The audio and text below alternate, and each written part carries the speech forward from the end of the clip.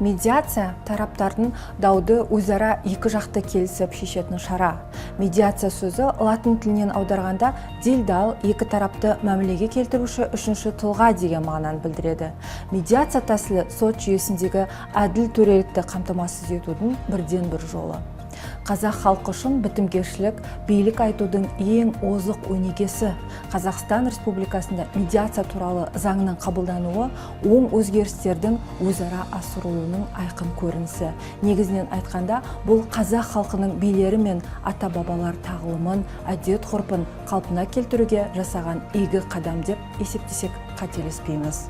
Ұлтымыздың тарихында билер институты болған. Олар туындаған дауларды билер, шешендер немесе ақсақалдар әділ шешіп отырған.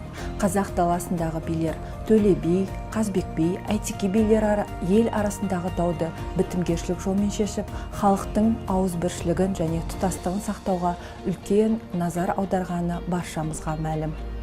Медиация азаматтық, еңбекке қатысты, отбасылық және басқа да құқықтық қатынастарға байланысты дауларда қолданыла алады. Азаматтар, сондай-ақ заңды тұлғалар медиацияға белсенді түрде жүгінген жағдайда сот жүйесіне түсетін ауыртпалықты айтарлықтай жеңілдетіп, соның арқасында анағұрлым ірі істердің шешілу сапасын арттыруға болады. Халықаралық статистикаға сәйкес барлық даулардың 30-40% медиация рәсімімен өтеді.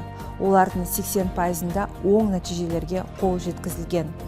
Қазақстанда медиация туралы заң 2011 жылдың 5 тамызында күшіне енді. Бұл заң Қазақстан Республикасындағы медиацияны ұйымдастыру саласындағы қоғамды қатынастарды реттейді. Оны жүргізу қағидаттары мен рәсімін, сондай-ақ медиатордың мәртебесін айқындайды. Қазақстанда медиация туралы заң 2011 жылдың 5 тамызында күшіне енді.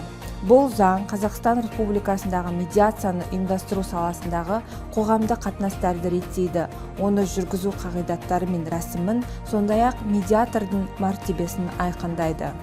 Медиацияны жүргізу қағидаттары: еріктілік, құпиялылық, өзара сыйласушылық, тараптардың тең құқылығы, медиатордың бейтараптығы мен әділдігі және рәсімнің ашықтығы. Медиацияның істі сотта қарауынан ерекшелігі неде?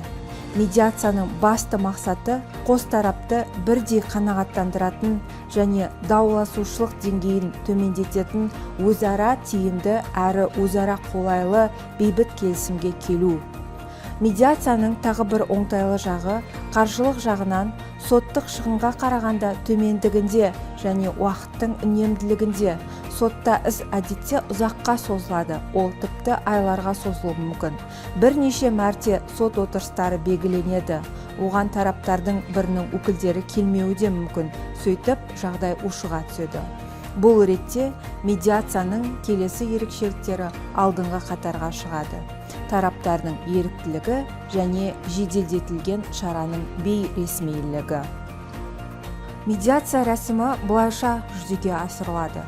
Медиатор рәсімнің мәнін түсіндіреді, одан кейін жанжалдасушы екі тарапты да тыңдайды, жанжалдасушы екі тарапқа да сұрақтар қойылады, тараптардың мүдделері ескеріледі, қатысушылар даудың шешімдерін ұсынады, нәтижесінде медиативтік шешім қабылданады.